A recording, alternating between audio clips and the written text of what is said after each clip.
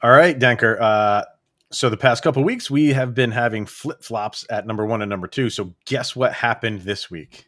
They flip-flopped. They did not. You're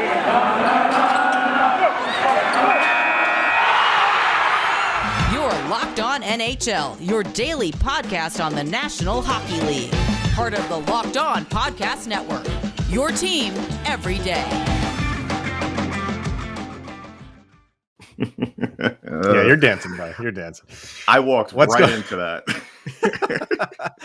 What's happening, everybody? Welcome to the Locked On NHL podcast, part of the Locked On Podcast Network, your team every day. I am your host from Locked On Avalanche, Chris Maselli. With me, as always, on the Thursday edition from Locked On Lightning is Mr. Adam Denker. And today's episode is being brought to you by Stat Hero. Stat Hero is the first of its kind daily fantasy sports platform where it is you versus the house in head-to-head fantasy matchups, winner take all. Sign up for free right now at stathero.com/hockey. Use the promo code hockey for a 100% deposit match. All right, so it is Thursday, which means we will be giving you the power rankings once again for this week, as voted on by the hosts across the NHL, the Locked On NHL network. But we are going to dive into just a little bit of news first. Kind of a big signing with the New Jersey Devils and Jack Hughes. 8 years, $8 million per. I didn't really see or hear that this was happening now. You never know when this stuff is going to happen. Some teams address it now. Some teams address it towards the end of the year. Some teams address it in the offseason. The Devils felt like now was the time.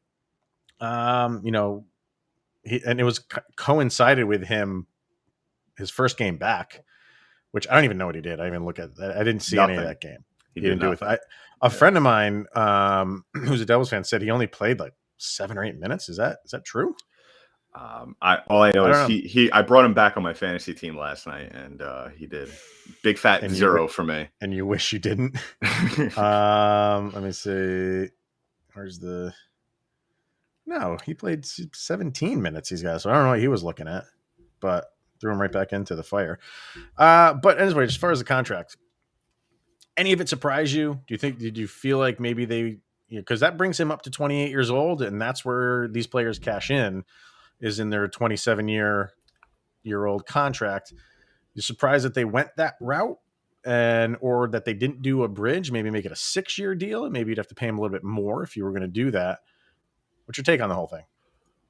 Well, I think this is a good signing by the Devils. I don't think this is a good signing by Jack Hughes and his agent, just because I feel like, this brings him up to his kind of like really the age in your career where you sign that big first contract. Yeah, you cash in, right? And this was a good signing by the Devils just because you don't have to sign that bridge deal, so you don't have to get you got him for cheap in this, really, because the cap's going to be up by then. And so really, this looks like a lot of money right now, AAV, but really once we get to the cap getting higher and higher, especially with this TV deal that the league just signed, I think this isn't going to look as big of a contract for the Devils. And you're locking up a player where he's kind of been inconsistent through his first couple of years in the league. So you still don't really know what kind of player Jack Hughes is going to be for the rest of his career. You've seen flashes of what he could be. So I think that this is a win-win for the Devils. You get him at a discount right now, and if he kind of just doesn't play up to standards, then you could just let him walk at the end of the contract if that's something you really want to do. Yeah, I think you said it right, where you've seen flashes of it. And I think when you see flashes of brilliance and you have that label of a number 1 overall draft pick, you are going to get the benefit of the doubt every single time and given multiple chances to make those flashes become permanent flashes. And you see that day in and day out, night in and night out. The Devils are banking on that. I think I have to agree with you. I think this is a great signing for New Jersey. And I think it's a good signing for him. $8 million is not awful. No, not at all. But you're getting a good payday, and you are also banking on yourself because that next deal is going to be even bigger than this one if you live up to expectations. And if it's not, you're still going to get a nice contract from someone. You know what I mean? Like you'll still get, and if it's not with the Devils, it's not with the Devils. Yeah. But how much does his brother playing there, is that going to pull on him when it comes time when he is 28? Who knows what his brother will be by then? Yeah. Does that come into play? That's 8 years down the road. Who knows? But all in all, I think it's a good deal. I think it's a fair deal. And I like his progression. You're seeing he needs to bulk up a little bit more. But overall, I think this is a pretty good signing by the Devils. So, anything else you got on that? Look like you're going to say something. No, I totally agree. And I think that with the salary cap, going back to that, I think with it starting to kind of progress higher, and in the way we all thought it was going to happen before COVID, I think that this isn't going to look like a lot of money in a couple of years on the books. So, yeah. So, all right. Well, other than that, kind of just your run of the mill going on that we haven't talked about already on the NHL podcast. So, if you want to get, what is it? Bitegate? I don't know if that's the name for it right now. Bitegate. I think that was on yesterday's episode, so you can go tune into that. But we are going to get into our weekly power rankings. And I teased at the beginning, if you're watching on YouTube, that we have had flip-flopping between number 1 and number 2 for the past, I think it's been 3 weeks. Yeah. And we did not have that this week. Number 1 and number 2 stay put. So I'll throw it up full screen on YouTube right now. There you go. And if you're listening at home, going through 1 through 10, the Panthers and the Hurricanes stay put at number 1 and number 2. The Maple Leafs move up to number 3. The Capitals move up to number 4. The Oilers move down from number 3 to number 5. The Flames move down from number 4 to number 6. Lightning stay put at number 7. The Wild move up 2 to number 8. The Rangers move down 1 to number 9. And my boys, the Colorado Avalanche, playing much better, break back into the top 10. They move up from 13 to number 10. Any issues with the overall top 10, sir? I think the Leafs should be in the second spot. They've won their last 4 in very convincing fashion. I think, a lot of people still think the Canes are a good team, which they are, but you can't argue with what the Maple Leafs have done and how they've really turned things around over the last month. And you're starting to see a lot more production out of their top players, especially Mitch Marner, who got off to a very slow start at the beginning of the season. And if you want to, have the Canes in third, that's fine. But I think that maybe next week the Capitals will take over that third spot as well, just by the way they've been playing as well. What about you? Do you have an issue with any of these, or? Nothing like egregious, no. But if you're looking at points, the Panthers, the Capitals, and the Maple Leafs lead the league in points with 33. The Panthers have a game in hand on both of those teams, so take that for what it is. And the Hurricanes have 1 game in hand on the Panthers, 2 games in hand on the Capitals and the Maple Leafs, and they have 31 points, as do the Flames, as do the Wild. And I feel like Minnesota is kind of getting a little bit lost, and that's an Avalanche fan saying that. They're kind of on the low end of the top 10 week in and week out. And is it one of those things where there's no room for them above for where they are? Or do you still need to see more from them for some reason? I mean, we're 2 months into the season now, and I still think people aren't sold on the Minnesota Wild. I don't know why. I think they're a very good team. I think so too. I think I spoke about it a little bit on last week's episode, because the Lightning have had the pleasure of playing the Wild twice over the last 2 weeks, and had a go. The Wild, we split it, so that's all I could ask for. But the Wild are a good team, and I had Seth Tupel of Locked On Wild on the show this last week as a crossover, and I think really what it comes down to is that there's just no room. I think you're just going to have to wait for one of these teams to kind of fall above them. I think whether it's the Lightning, which, let's face it, that collapse the other Tuesday night against the Blues was just horrendous, blowing a 3-goal lead after the first period. And or even the Flames, who are starting to taper off just a little bit. But don't sleep on the Wild, people. I mean, they get into the playoffs. I think they have a chance of going real deep this year. Everything. I mean, you could probably say more about this team than I can, Chris, but from what I've seen in 2 meetings with them, they're just a great hockey team.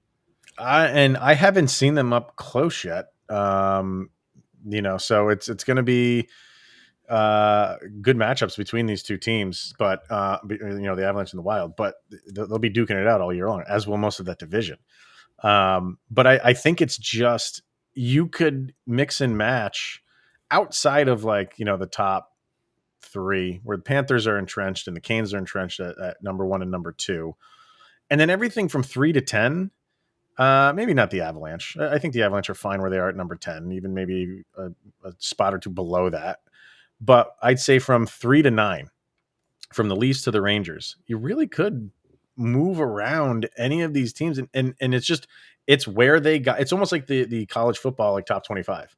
Like if you start, if you're Alabama and you start at number 1 and you lose a game early in the season, it's not going to affect you at the end because you have all that season to build back up. That's kind of how power rankings work, is if you're lucky enough to be at the top to start the season and you do everything that you're supposed to do and you play well, you're not going anywhere. You're not going to free fall. Team like the Islanders, and we'll get to the lower end of it, it's going to take them all season, even if they start playing well, to start, because people are going to be like, no, you haven't played well. And now I need to see you do it on a more consistent basis. So like a team like the Wild, who were not anywhere near, I can't remember where they were to start the season. I think mid-teens. Yeah.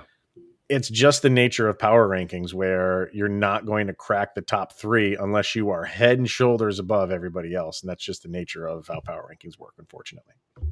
So, and the same thing with the Flames. Flames dropped a couple, but they're a very, very good team, and their goal differential is plus 30 on the season right now. It's insane. It's insane for a team that could not score over the last couple of years. Right.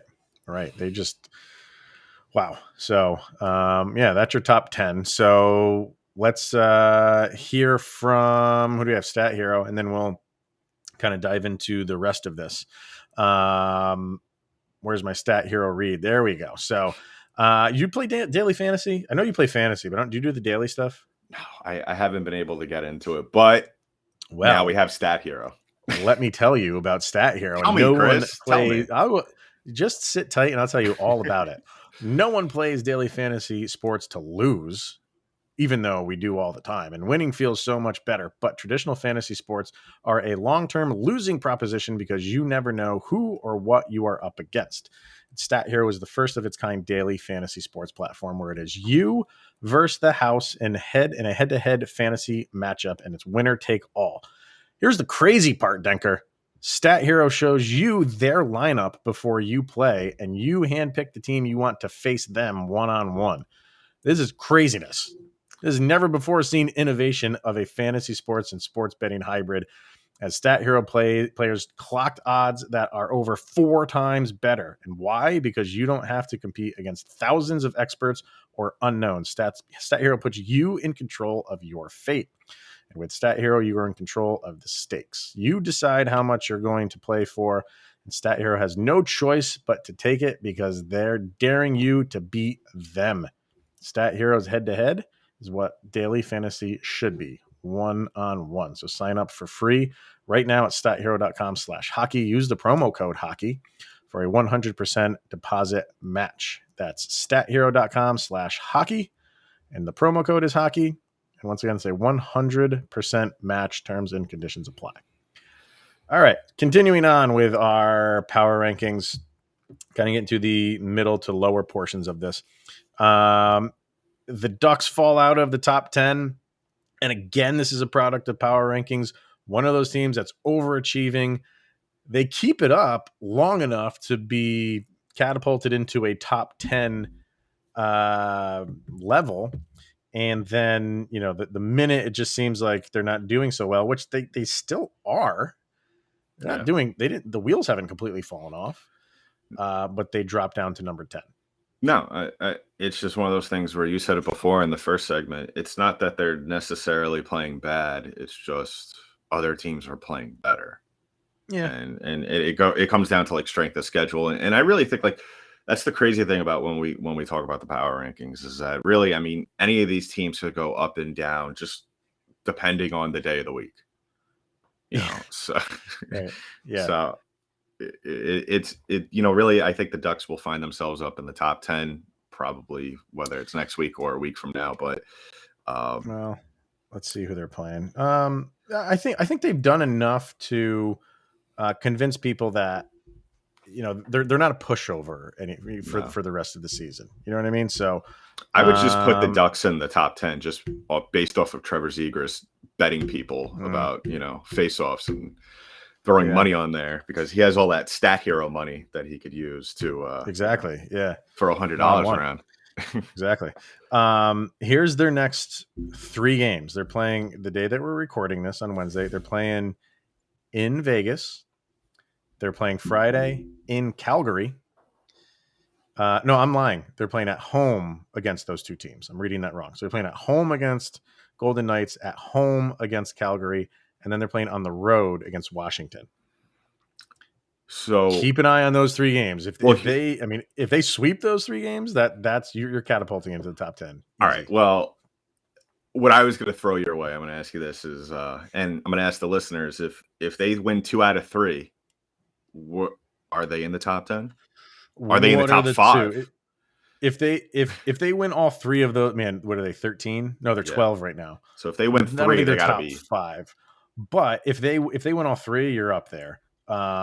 If you win 2 out of 3, it depends what the 2 are. If you win against Calgary and Washington, that's impressive. Yeah. But then you went and lost to Vegas. Why did you lose to Vegas if you can beat Calgary and Washington? So it's kind of like a catch-22. But still, that's impressive. You're beating Calgary, who is just scoring at will, and you're beating Washington, who is also scoring at will. And Ovechkin just seems like he's 22 years old right now. Those would be impressive wins. Yeah. Those would be very impressive wins. So we'll keep an eye on them. Anybody move up or down a lot? You have the Blue Jackets quietly, moving up a little bit. Don't sleep on Columbus. Don't sleep on Columbus. Move up from 20 to 16. 20 games on the season, 12-8-0, 24 points. Yeah, they're just that quiet. They have lost 2 in a row as we, record this, but Penguins, one of those teams too. Last week we're at 23, now 17. Penguins hang in. Like, well, that, and I mean, there was a point where they were number 2 or 3 early in the season. Yeah. They started off the season very hot. They started tanking, and now they're starting to play a little bit better again. So yeah, they're at number 17. They moved up a good clip, didn't they? They went from 23 to 17. So that's not bad. Yeah. It's crazy how just that Penguins team, regardless of Malkin and Crosby, if they're on the ice or not, just how well they play. I mean, it just comes down to just that whole organization just being just a model for success over the last 15, 20 years. So really, I mean, they're one of those teams that, and we've seen them where, they're the kind of team this year, they get into the playoffs. You can't rule out a deep run. Not at all. Yeah. 2 teams that dropped a bit. The Flyers going from 16 to 23. And right after them, the Kings going from 18 to 24. What's up with the Flyers? Not looking good. I don't know what it's been with this team. I mean, they had a really unsuccessful year last year. Carter Hart didn't look at all like what we expect him to be. Right after 2 years before, a year before, they were in the Eastern Conference Finals against the Islanders, and they made some drastic changes this offseason. And really, what it comes down to is that they have to win, or this is going to get blown up because Claude Giroux isn't going to be there forever. He's not going to stay young forever. You're essentially right now, if you don't try and win a cup or make a bunch of deep runs, really what you're doing is wasting the primes of Ivan Provorov, Travis Konechny, Carter Hart. And it's a shame because they have a roster built to win. And it's just a good team. Maybe it's, and I was thinking about this the other day when a Flyer fan friend of mine asked, what's the issue with the Flyers? And really, I hate to say it, but I think it's Alain Vigneault. I think it's time to do a little shake up there in Philly. Well, he's been there for how Couple of long has he years, been there like for? 3, 4 Oh my god, years. at Yeah. least, yeah. Because he went there right from the Rangers. I don't think he took a year off, right? When the No, Rangers I let him think he went. go, I think. Yeah. Well, look at it this way. AV, like, yeah, he's a great coach to have, but when has he really ever won? We all know what I happened in know. Vancouver. He really got embarrassed in the 2 Stanley Cups that he was in back in Vancouver and in New York, and then he comes here with a team that could win right away and hasn't really done much of anything other than a COVID bubble Eastern Conference Finals appearance. Yeah, I like him. I like his demeanor. I like Yeah. his coaching style, but it just seems like it's one of those coaching styles that once you don't produce results and results being winning, Yeah. he doesn't seem like a master motivator. You know what I No. mean? It seems like if the team is playing well, he can continue that. Yeah. And if the team starts to fall off, just from the outside looking in, and I don't follow the Flyers as much as our hosts cover them, but just from the outside looking in, it just seems like he would, not that he loses the locker room. I'm not saying that. It's just he is a calm, like docile guy, and sometimes you need the guy to start banging the stick on the ice in practice. And Maybe I don't know if he does. I don't know. maybe We it's shall see. if AV is on the way out, maybe it's time to bring Torts into Philly. Oh my god, that's not half a bad idea. I think that might actually work there. Yeah. I do. There's some places that, like when they were talking about Torts to Florida after the Quenneville debacle, Yeah. I was like, no, that's not a good fit. Tortorella in Philadelphia, Just that, like, you he know, was because made for that town. just because the way Philly plays, I mean, just their identity is this bully team, and then you have players who could also score 20 plus goals a year, and you throw Torts into that situation. Oh man, that would just be the bane of my existence. Just, and we're talking about this like Vigneault is fired, but no, probably shouldn't do that. But I wouldn't be surprised though if they miss the playoffs this year that he's out. It's not a bad topic of discussion, so we'll see. All right, let's hear from a couple of our sponsors, then we'll get to the worst of the worst for this week, and maybe some people that can move up and down. But first, we're going to hear from Primal Origin Oils, and think he's got some scruff there, right? You got some. Yeah. I mean, you're not like me. I mean, you don't. I'll get the there. main. You don't have the main like I do. But if you or someone you care about has a beard, here you go. It needs to get Primal. Maybe you are that guy who has never considered the benefits of treating your beard with product. Primal Origin Oils will stop the itch and make your beard look healthy and groomed. Their goal is to help others look good and live healthier lives through the use of natural oils, and the products are free from harmful synthetic ingredients with low impact on our planet. Primal Origin makes balms, oils, and whipped butter that are renowned as the best feel and beard products available. And this is due to the exotic carrier blends with oils like raspberry seed, rosehip, and chia seed oil. All their products are fair trade certified and handcrafted in the USA. And if you go to primaloriginoils.com to learn more about their full line of beard care products, you can use the promo code LOCKEDON for 20% off at checkout. And the combo kits make a great holiday gift if you're shopping for yourself. You'll be glad that you did. And we have, I got some of their stuff sent to me, and I got the whipped butter thing, dude. That's really, really good stuff. Yeah, I got the oil in the mail, and I'm just waiting for a little bit more on the sides to break it out. You need this stuff. Like people are like, what do you put in your beard? Like you have to act like, women always say, like, I put product in my hair. You got to put product in your beard if you want to feel good, and it doesn't have the itch and like like all the scratch. Like you need this stuff, so it's excellent. So. And we know that every company claims to have the best, but Primal Origin Oils challenges you to compare their ingredients and feel in beard to other companies that you have used. We promise that you will see and feel the difference. Remember, the promo code Locked On gets you 20% off at primaloriginoils.com. Once again, the promo code is Locked On for 20% off. Also, Bet Online. We all know Bet Online, the football season continues. Thanksgiving might be over, but the betting continues, and BetOnline has you covered for all of your sports seasons with prop bets, odds, and lines. More of those than ever before as the football season continues to march towards the playoffs. BetOnline remains your number one spot for all the sports action this season. Head to our new updated desktop and mobile device websites to sign up and receive a 50% welcome bonus on your first deposit. Just use the promo code Locked On to receive your bonus.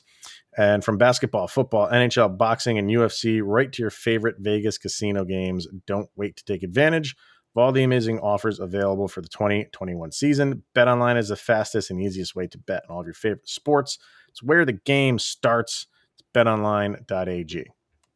All right. The bottom portion of our power rankings. There's been some movement with the bottom four. The Kraken move up a spot. Anybody move? Yeah, everybody moved. Nobody moved more than one spot in these bottom four. So you got the Kraken moving up 1 to 29. The Canadians move down 1 to 30, so they flip flop. And then the Coyotes move up 1 to 31, and the Senators move down to 32, so they flip flop. You still think the Kraken should be bottom feeding, right? I gotta say, Chris, the Lightning played the Kraken on this past Friday, and I haven't watched a Kraken game yet. Just wanted to get a fresh look at them, and I kind of read some articles beforehand. I listened to a couple of podcasts here and there, just kind of describing what's going on in Seattle, and I was shocked by just the lack of effort and energy that this team has on the ice. I understand they're an expansion team, and maybe I'm kind of guilty as well as looking at this team as some sort kind of subconsciously measuring them against what Vegas did. And that's going to happen. It shouldn't, but it's going to happen. But the way they played against the Lightning was just, and Vasilevsky got a shutout that night. The way they played, Vasilevsky could have sat there and done nothing. It was only 17 shots on goal the entire night for this Kraken team. And that's where they struggle. Yeah. And it was, I just think I've looked at their record afterwards and the results of all their games. Until they prove me otherwise, I think they should be the 32 spot. I just think that you're really building yourself up from nothing, and they haven't done that. Yeah, they lead in points out of these bottom teams, but still, like it's almost, I don't know. I just feel like maybe the Coyotes are a little bit lower, so maybe they should be 32. Maybe am I being a little too harsh? No, not entirely. I don't think they should have moved. They were 30 last week. I think they should have stayed there. But you look at you're giving your firsthand experience of playing your Lightning. When they played the Avalanche, they looked even worse. The Avs built up a 7-0 lead in Seattle, and they ended up, the Avalanche ended up winning at 7-3. Yeah, 3 meaningless goals in the third. But since then, they've played 5 games. The only loss has been to the Lightning. They're 4-1 in their last 5 games. And they've beaten Washington. They've beaten the Hurricanes. And they've beaten the Panthers. I just Kraken, think that Kraken are top 10, bro. Kraken are top 10. No, I just think with their success that they've had, it's I guess I'm looking at them with this is not sustainable, because if you look at their roster, no, it's not. The way you look at their roster, it was kind of eye opening before the game even started. At the Lightning broadcast, they promoted Brandon Tanev as the top scorer for the Kraken, and that was eye opening within itself.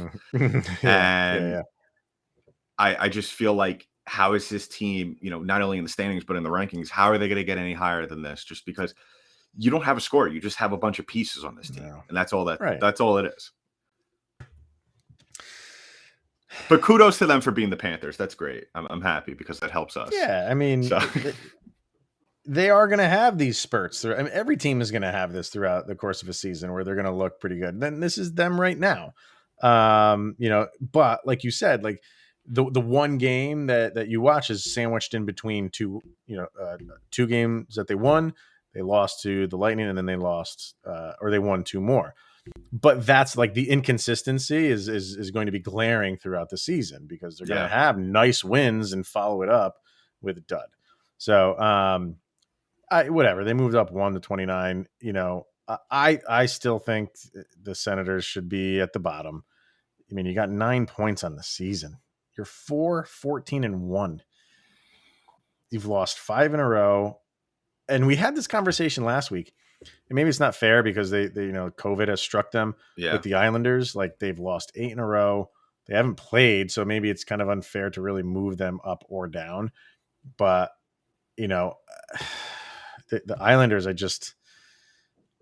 if this doesn't give them the opportunity, like the Avalanche last year, COVID hit them. They weren't playing horrible. They weren't playing great. They were playing like 500 hockey, winning a couple, losing a couple. COVID struck them. They didn't play for 2 weeks. Yeah. And they came back firing. And that was kind of like they all had a chance to just step back. All right, what's going on? What's working? What's not working? And they came back and it was a completely new team. Yeah. Maybe this is what the Islanders can learn from and get going, because we had said, you're getting into December, you are running out of time to start ascending up. I don't know. And you got to play games to do that. And when, COVID is slicing into that, that's not good. I just look at them the same way I look at the Kraken, just a lot of pieces, no scorers. And I've been saying that for the last 2 years. The management has failed to bring in a guy who could lead the team in scoring. And you're banking on Matt Barzal, but he doesn't do it consistently enough. Matt Barzal right now, does he have the talent to score 40 goals? Yeah, sure. Is he going to? Probably not. So, yeah. I don't know. But anybody that's playing well that you think next week is going to ascend up? I think the Stars. They're playing good. 22 this week. I just think that they're starting to really get things going over there. They're one of those teams, I think, for the last couple of years, they've been getting really killed just by, they spend all this money, yet what has really come out of it? And you're starting to kind of see that now with some of the younger players that they have on this team. So I would expect them to make not a major jump, but I wouldn't be surprised if we see them maybe around the 17 or 18 spot. So, and we start to see them slowly progress up the rankings as we go throughout the season. What about you, Chris? Well, I just want to see who the Stars are playing quickly. They're playing the Jackets, the Coyotes, Golden Knights are their next 3 games. So yeah, I mean, all winnable games, but they're playing well right now. So, I still just want to see the Red Wings just put it all together. And it seems like they are, where they've won the last 3 games, I think. I think they're too low here. They're number 20. I think they should be above the Bruins. The Bruins are 15. I think they should maybe be right around where the Blue Jackets are, which are at 16. So I think the Red Wings are too low here, and they dropped a spot somehow from 19 to 20. And I will see them firsthand because they are playing the Avs relatively soon. Yeah. Well, the thing about them is that they played Boston this week already. They won that game 2-1. But then, as we're recording this, they're playing the Kraken tonight. So that's probably a very easy winnable game. And then Saturday, you got the Islanders. So if you could sweep out the rest of the week, you could start to rise. And then you got Nashville, St. Louis, and Colorado next week, like you said. So they definitely have a chance. I want to see how the Bruins handle No Marchand for 3 games. Yeah, can they? He's a big part of their top line. So not having him around, does that put them in a little bit of a funk, or does somebody rise up and you have the Jake DeBrusk thing going on where he wants out of there? I think the Bruins are too high at 15. I would almost be fine flip-flopping the Bruins and the Red Wings 5 spots. Put the Red Wings at 15 and put the Bruins at 20, and I'm okay with that. But yeah, Bruins are going to have a tough week.